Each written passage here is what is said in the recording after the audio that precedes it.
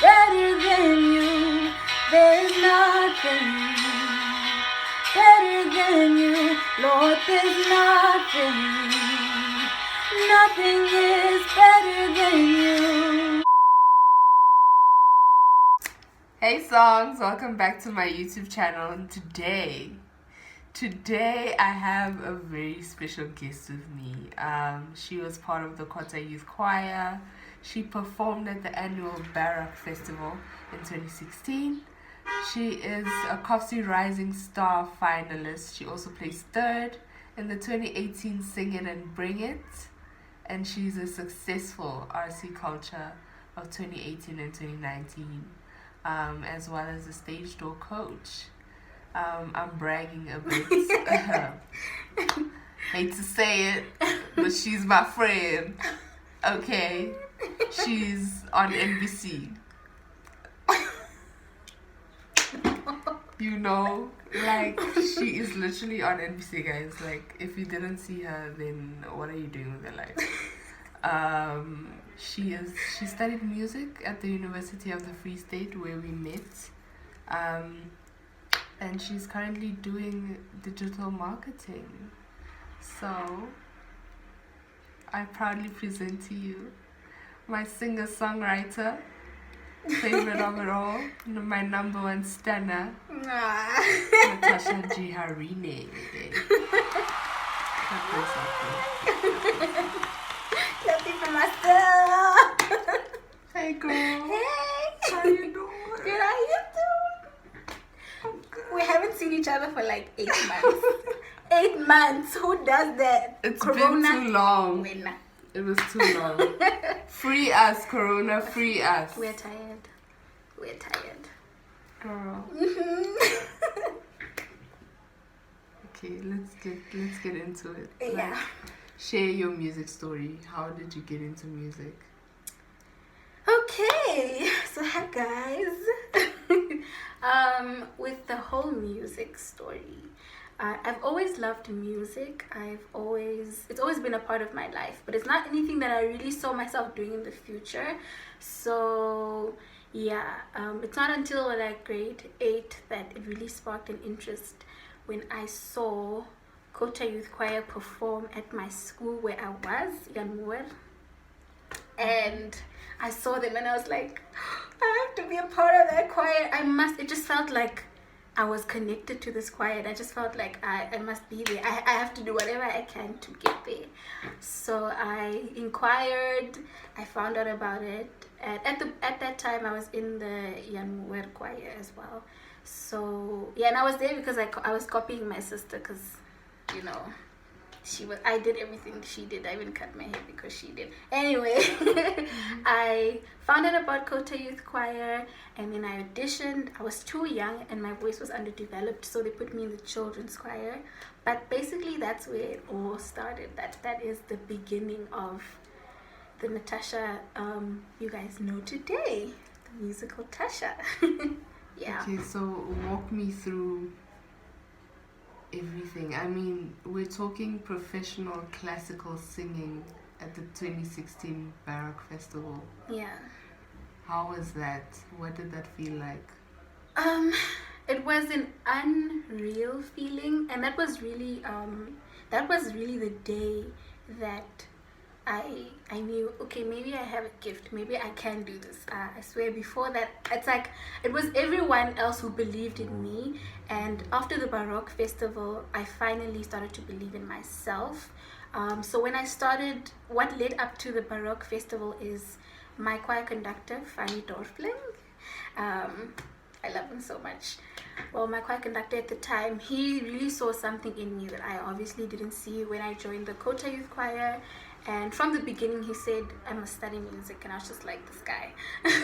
So he introduced me to another lady who then became my vocal coach. And I joined the vocal singing end of 2015 and then beginning of 2016. She kind of just like, she's like, you have to do this. You have to sing in this festival, Baroque Festival. Baroque Festival is like an annual classical music show. It happens once a year. We have orchestras flying in from South Africa as well. So it's like quite big. And I'm like, me, Baroque Festival. no lady, I'm not doing that. And she signed up for me. She signed up for me, guys. And I auditioned and I happened to get in by the grace of God. And I was like, okay. So after that, I had a lot of people come to me after the concert, and they just kept saying I need to study music. That was really God ordained, because so many people auditioned for this show, like many professional classical singers who've been singing for years. So I feel like God did that so that I could see, so that he could show me that this is what he wanted me to do. So it was a really awesome experience. It really confirmed a lot for me, like musically. I was like, okay, maybe I should study music.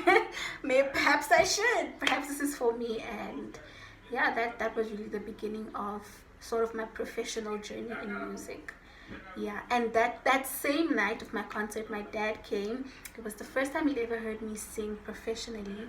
And when he drove me home, because before that he was against me studying music, and he drove me home and he's like, okay, yeah, you can study music. I don't want God to question me one day. So that was the night. Yeah. I mean, so you're talking about studying music. It's a very unconventional thing to do. Yeah. In this day and age. Yeah. I remember she told me that she wanted to study law, guys. Like, law, music. It's not the same thing. Like, how long did it take you to basically change your mind as to what you wanted to study? I feel like low-key I've been wanting to study music, but I put it out of my mind because my dad said it wasn't going to happen. I have to study something that's going to secure my future, and it made sense. It did make sense. I'm not going to say my dad was this bad person, but it was when I saw God's hand in the whole music thing that I saw that it was really scary for me to go into it or even consider it, but I knew that God was going to be with me from the beginning, because I saw how he was the one putting things into place. He's the one who changed my dad's mind. So it really gave me the confidence that I needed to go forth. I was really, really scared going into it. I really was, because I was like, I don't want to be poor, like I don't want to struggle, and I don't want my children to struggle. I just don't want this life. I don't want to regret anything. But it was God. It was all God, literally, from the beginning. From the time I heard Kota sing in grade 8 to the time that I applied for music, to the time that I got accepted into music school when I barely qualified. It was really, really God. Yeah. Okay. So you're talking a lot about God, and I'm glad. How important is it for you and for your work to reflect God? Or reflect his character, rather? It's very important for me because I know my story and I know what he's done for me, and I really I feel like I owe everything to him. So it's so important that I get to express that, because I want people to experience what I experience. I want them to also know this amazing God that I speak of, and I want them to see it in my life, and in my music and in my art, because he's just that. He's literally everything to me. Literally everything to me. If he told me to drop music and leave everything, it would probably be really hard, but I know that he knows what's best for me. If I had to drop it all and pursue something else, it's just the love that he has for me that I just can't hide it. I have to let people know. Yeah.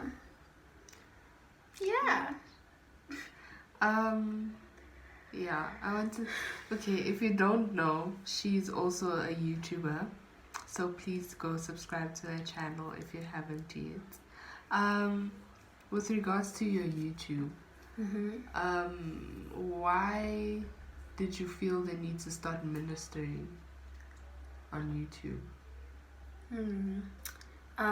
Well, connecting it to my previous answer, it's more of like I wanted people to experience God, but I felt God put it in my heart to start this channel. I started it in 2017, but I didn't take it seriously because I was a very shy person. If you knew me back then, I don't know if I still am, but I was very shy, and I wasn't the type of person to want to be out there and perform and minister and do all these things. But I feel it was God who put the idea in me, and I started the channel, and at that point it was just music. But as I started to grow in Him, I started to sort of have more of a purpose for the channel, which is ministry and letting people know about God. So yeah, it's ultimately just so that people can experience this God everyone keeps talking about, and in the way that He wants to do it through my life. Because I know obviously there are a lot of ministers out there doing different things, but I believe God uses us all individually to reach out to certain people. So yeah, it's more of like for the people than it's for me. Yeah. And because God is the one who put it in my heart, I feel the need to pursue it, even though sometimes I feel like I don't want to do it. But I know it's beyond me. Yeah, it's ultimately beyond me. Yeah. Okay. So let's go back to UFS. Kopsies. When we met, where this whole friendship began. Guys. Where everything just fell into place. Yeah. Kopsie Rising Star. How did that happen? How did that feel?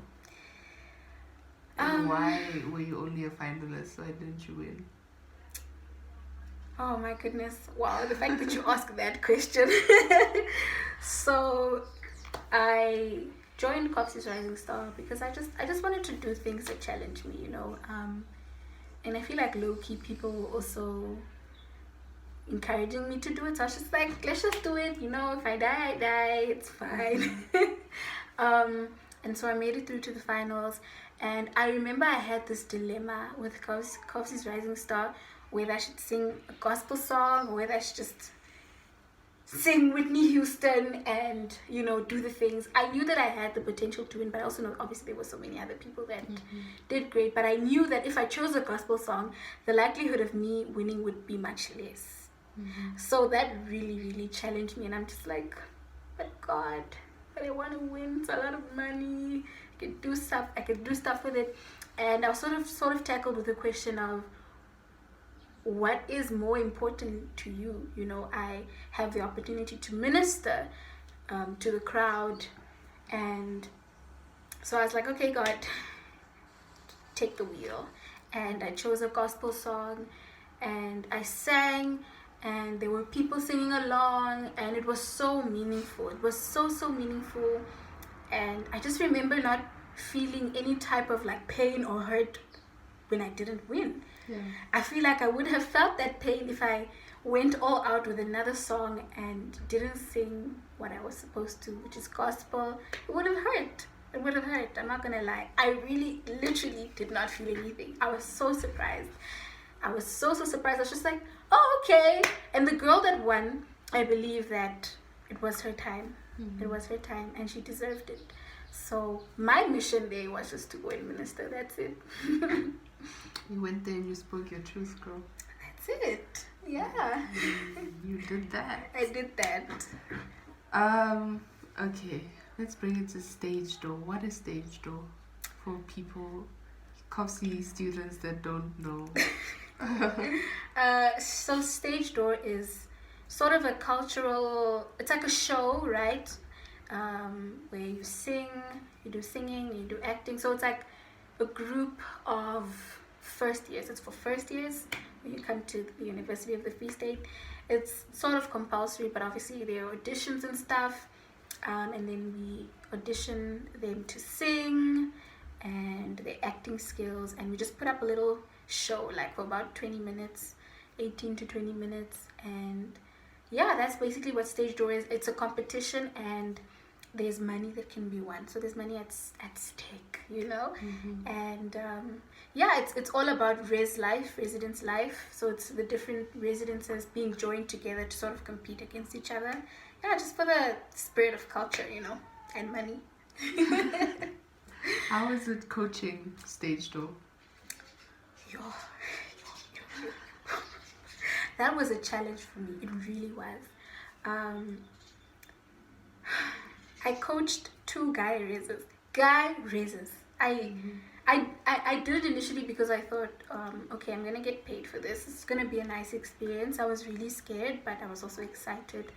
It was very challenging for me. It really forced me to sort of put my foot down and be a different kind of Tasha, the Tasha that people have to take seriously, not this bubbly Tasha, because it's guys, it's a bit intimidating, some of them don't keep it professional, and you're just like, okay, relax. But overall, besides that, it was so awesome, sort of testing my skills and just making music with people and making friends.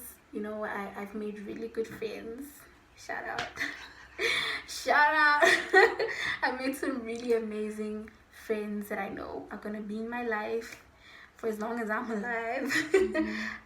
And it was a really, really good experience. It really also just solidified this whole music thing and just made me realize why I'm doing this, and just ignited the passion within me.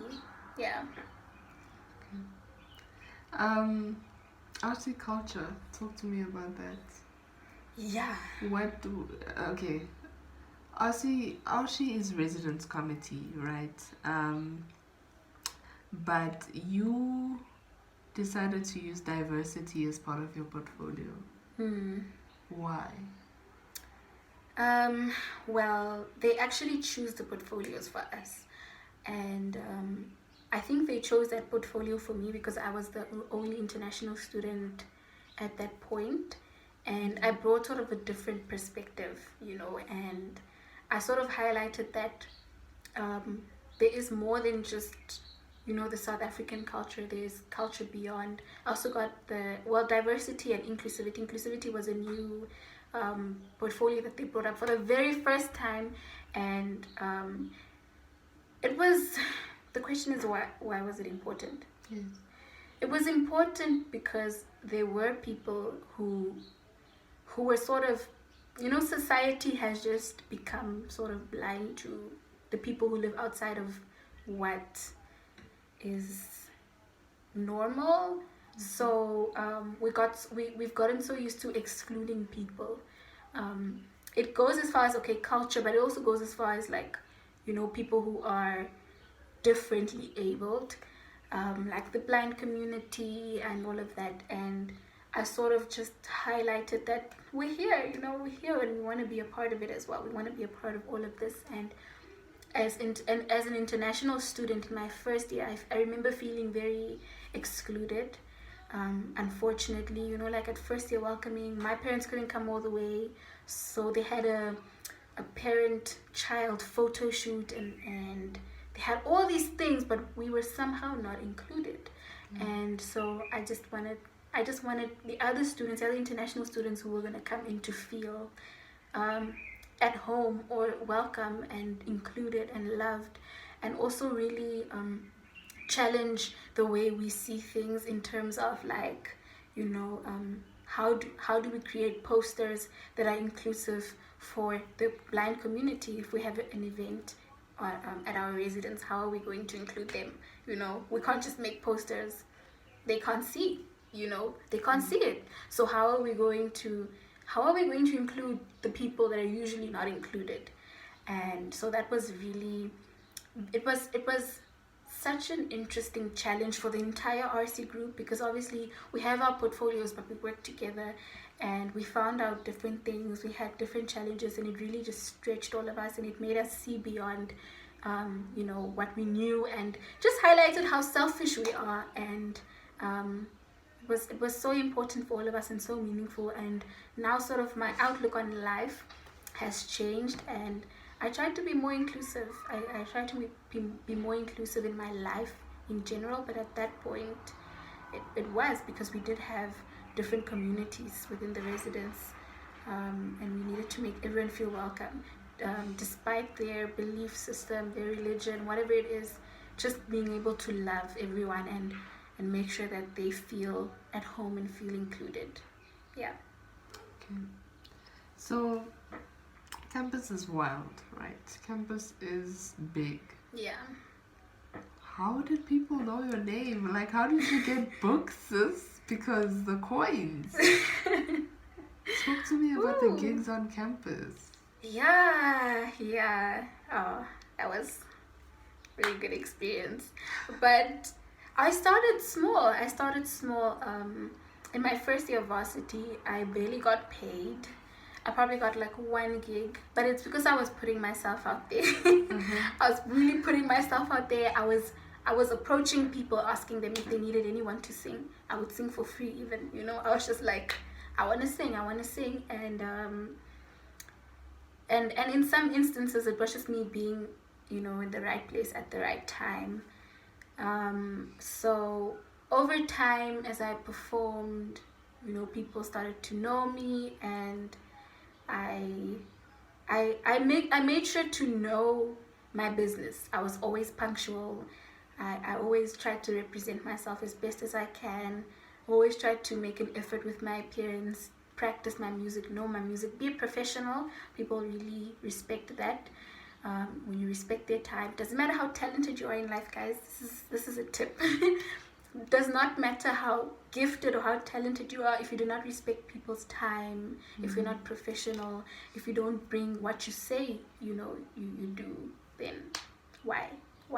So respect people's time. So that's really stuff I took into consideration. And as time went by, I started to get booked more as the years went by. So yeah, that's basically how it started. And once again, it was God. Yeah, but I had to start small. I also really learned from other musicians as well. And I also saw the ones that did the opposite, the ones that just were kind of like, if I'm not getting paid, I'm not going to perform. And I saw that those were exactly the ones that people didn't know about. They were so talented, but because they're just like, no,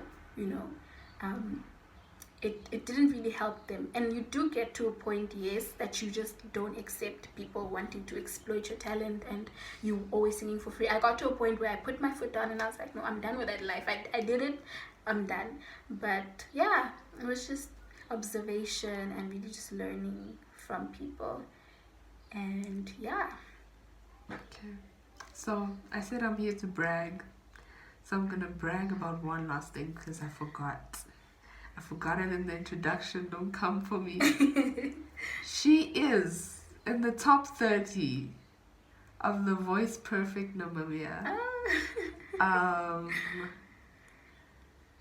Sis. I don't know what to say. Like, I'm literally just like, it's a singing competition. What else? Like, tell me about it. Like, what was it like? Like, you're in the top 30, bro. Like, now it's fight or die. It's fight or die, literally. Your Voice Perfect Namibia. How did it come about? They were actually the ones. They were very intentional about recruiting people. So they sent me a DM, but they were sending a lot of people DMs. A lot of people were commenting people's Instagram handles. So that's how it all started. And I just submitted the video. So it started with the top 100 and just kept going down. I swear, from in the beginning, I didn't have any expectations because I've done a few competitions in my life and I've learned not to have, it's okay to want to win, but don't make it your idol and your god. Like, if you don't win, you're going to die. So I kind of was just like, if I don't make it through, it's fine. I would like to, but it shouldn't have to sort of shape how I see myself, or make me less confident if I don't move on. And as time went by, it was really just such a shocker just to see how, how much support I was getting. It was so overwhelming. So overwhelming. Till now, it's so overwhelming. I'm in the top 30. We're fighting for top 50 now, and I'm literally, I've been like, God, help me choose the song. God, help me help me do this, God. Which video must I send? I've been very I've been including God throughout the journey, but also just at this point I'm just like, whatever happens happens, but I'd actually really like to go through to the next round. Now it's like my heart is in it a little bit more, but I'm getting more and more nervous. I actually submitted my last entry, or the entry for top 15 yesterday, and it's going to premiere this Saturday. So yeah, on YouTube. Stay tuned. She plugged y'all. Stay tuned. Just plugged y'all. I just did. But if you watch me perform, I don't make it through, it's fine, It is what it is. But I just don't know how to feel about it right now. Y'all better go vote. Like, this is not even up for discussion. When the voting lines open, I'm expecting you to vote. Thanks a lot. So it sounds to me like you're very intentional about what you do and about what your next step is. So what can we expect from Natasha? What's up? What's coming up? Well, I'm just looking to go more into the industry, just research the market. But right now, just wait and see. I'm planning to release music at some point. I'm not gonna say when, but I'm working on writing songs and stuff right now, and then God willingly soon I'll be releasing an album. And what can you be expecting from me? Just expect me. Y'all heard her. I mean, okay, so thank you, Natasha. Mm-hmm. It was nice talking to you. It was also nice talking to know you a little more. Guys, Natasha NDJIHARINE, remember that name, okay? Like, guys, I don't even know what to say, because just remember the name, dude. Remember that name, because when she's big, you'll come back to this video and you'll be like, yo, Noma's in her bag. When she interviewed this girl. She is guessing me up, guys. But yeah, thank you so much for watching the video. Stay tuned for more of content creators. So yeah. Like, share, subscribe, comment down below, guys. She's such a YouTuber. I will link all of Tasha's social medias down below. She's available for gigs in Windhoek and around Windhoek. So I'll be linking all of her social media and her YouTube channel down below. Bye. Bye.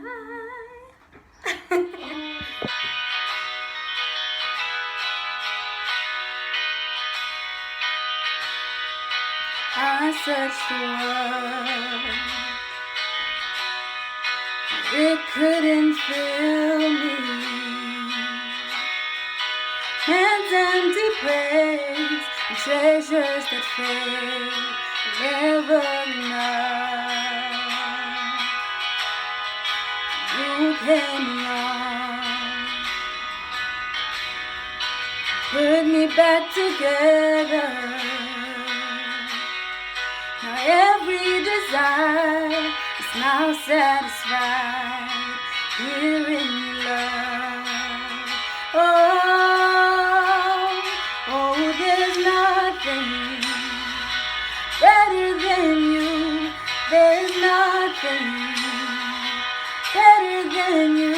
Lord, there's nothing is better than you.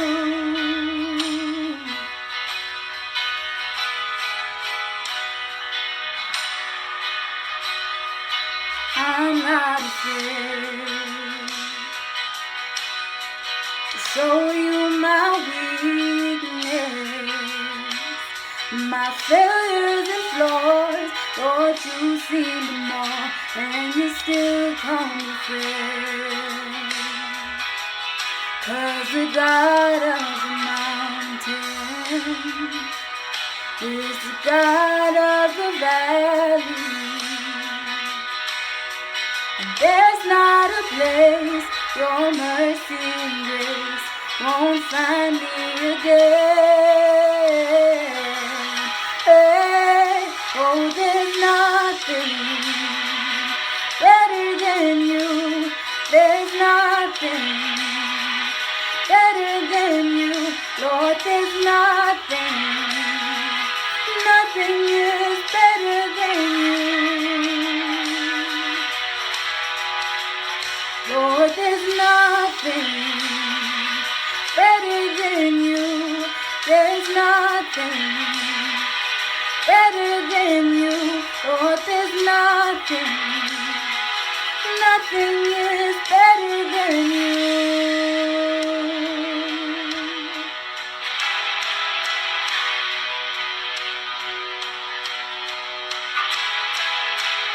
You turn mourning to dancing. You give beauty for ashes. You turn shame into glory.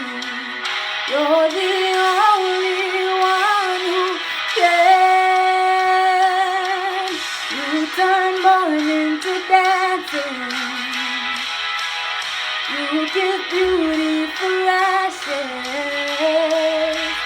You turn shame into glory. You're the only one who can. You turn graves into gardens. You turn bones into armies. You turn seas into highways. You're the only one who can. You're the only one who can. Oh, there's nothing better than you. There's nothing better than you. Lord, there's nothing is better than you.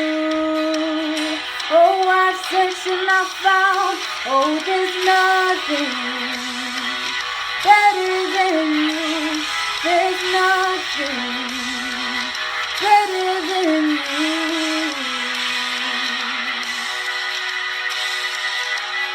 You're the only one who can.